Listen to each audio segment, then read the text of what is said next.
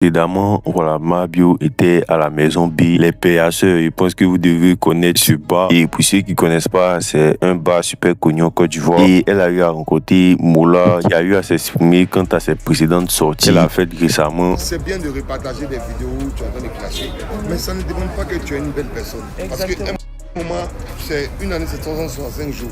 Si on voit 30 jours de mauvaises choses qui sont en train de passer, on va oublier 5 jours de ce qui est positif. Exactement. Et ils vont te juger que sur ça. C'est un vrai tu es une belle papa. personne. Moi, je ne pense pas que tes supports là, ça ne devient pas. Et dans la maison B, on a eu à voir Didi B en compagnie de l'international ivoirien Wilfried Singo. Les deux ont d'ailleurs été énormément vus sur les réseaux avant cette soirée. Et il y a aussi Mabio qui a eu à croiser Didi B. C'est qui a assez tourné surtout après tout ce qu'on a entendu sur les réseaux la concernant et concernant Didi B. Juste après cette soirée, Mabio s'est exprimé voilà, sur une scène qui s'est passée pendant la soirée, notamment le fait que le DJ ait refusé de jouer les sons de Imra dans la boîte pendant que Didi B était présent. Même un son de Imra, tu peux entendre. Il dit, on dit Imra, c'est à la fin de la soirée. Aïe, tu as quoi manger, hein? Faut venir demain. Bon, ça, moi, je suis très bien manger. On dit quoi? Faut partir à la maison demain, tu vas venir. Oh, Dieu, c'est Igbo, façon, il y a même Igbo. C'est de ça qu'on est venu écouter, Charaï.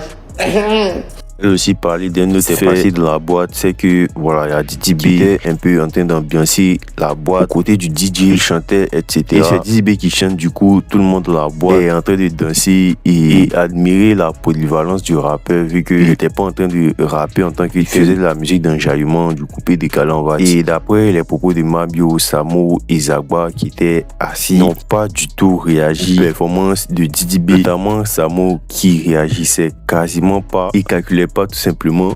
Comment les Abba, ils regardent derrière, ils regardent le ciel, ils dansent un peu, ils regardent un peu, ils font tout, ils ne regardent pas Didi B, ils ne regardent pas dans des bisons comme ça. Ça vous met comme ça. Chanson qui est dans Baflin, ça ne peut même pas faire sa tête comme ça même. Mais quoi? C'est Zagba qui est un peu, Zagba fait un peu de. Genre Didi B parle, il chante un peu, et puis Zagba fait un peu comme ça. Ça vous lui quoi?